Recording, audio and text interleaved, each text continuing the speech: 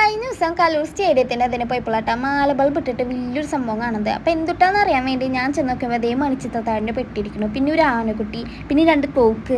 ഇതൊക്കെ കണ്ടപ്പോൾ എനിക്ക് നല്ല ഇഷ്ടമായി. അപ്പോൾ പിന്നെ ഞാൻ സാധാരണ മലയാളികളെ പോലെ തന്നെ എല്ലാം നോക്കി പിന്നെ പ്രൈസും ചോദിച്ച് ഇങ്ങോട്ട് തിരിച്ചു പോന്നു. പക്ഷെ പോരുന്ന വഴിക്ക് ഞാൻ 2 സാധനം മേടിച്ചിട്ടുണ്ടായിരുന്നു കേട്ടോ. അതെന്തുട്ടാന്ന് ഈ വീഡിയോ ലാസ്റ്റ് പറയാം. ഈ കാണാൻ ചെരുപ്പിനൊക്കെ വെറും 1000 രൂപയുള്ളൂ, പക്ഷെ മഴയത്തൊന്നും ഇടാൻ പറ്റില്ല.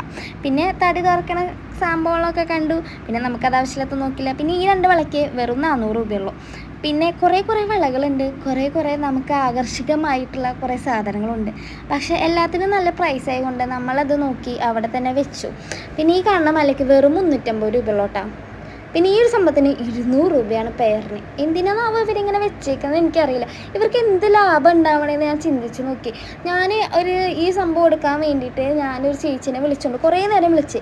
അവസാനം ഈ ചേച്ചി ഫോണിൽ നോക്കി സീരിയൽ കാണാൻ തോന്നണു.